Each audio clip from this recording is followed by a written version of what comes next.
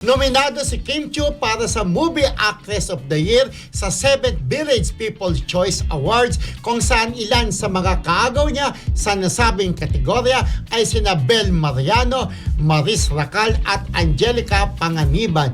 As expected ng ilan ay nominado nga rin si Kim at ang katambal na si Paolo Abilino sa kategoryang Love Team of the Year. Ano masabi mo, Dre, di ba? Sigurado masaya sila Emily Gomez, si Wenge Agustin, si Marie, si Mami Abores, si Ate Carmen Dolalas, Marcelita ng UK dahil nominado, si Tita Tess Insyo. At saka syempre, masaya din si Revelyn Starkey, Yes. Francisco Antonio, of course, Mars Marcelita again, Weng Agustin, Rachel Jestro. Ayan. Yes, si Vladimir De Leon na lagi nagpo-promote ng Marisol Academy.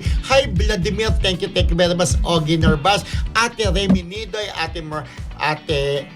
si Evelyn Chu, yung mga nagpo-promote ng Marisol Academy. Ayan, balik na po tayo kay Kim Chiu. So, ito sa pelikulang My Love Will Make You Disappear. Yes, My Love Will Make You Disappear. Nominado siya for Movie Actress of the Year. At the same time, nominado rin po si Kim Chiu bilang TV Actress of the Year. At ang kanilang love team ni Paolo Abilino ay bilang Love Team of the Year. At nominado rin si Paolo bilang Movie Actor of the Year. At ang kanilang serye, Digital Series of the Year, ang The Alibi. At ang director na yon ay nominado rin. Ang daming nominasyon. Meron pang at.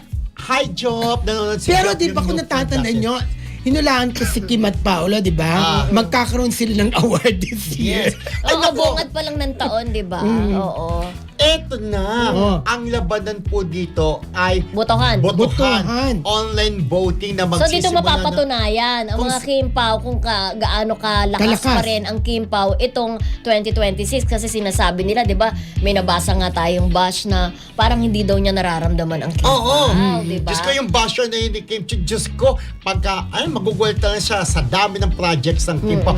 At pag manalo pa dito ang love team nila at pagiging best actor at best actress, lalo siyang magugulat yung basher na yun. Alam mo, dapat hindi na siya pansinin kasi alam naman natin kung ano ang estado ng Kim Pao, di ba? Sa showbiz, mataas talaga. Maraming mga fan di ba? Hindi papatalbog, di ba? Correct. So, Ayaw yan. ni Maria Teresa sumayang ng ganyan. Hi, Maria di ba? Teresa, tsaka sa Chimari. Hello, at Maritisay Eva Bautista. Yan. And get well soon, Kuya Ruel Ebora, di ba? Yes. Nasa hospital siya. May sakit na naman si Oo. Roel. Get well soon. And Jaime Libadizos, get well soon. Emily pa rin. Gomez, hello. At saka si Ogie Narvaez, lagi rin nanonood. Thank you very much sa pagsusuporta sa Marisol Academy Friendship. Banji Alarma, hello.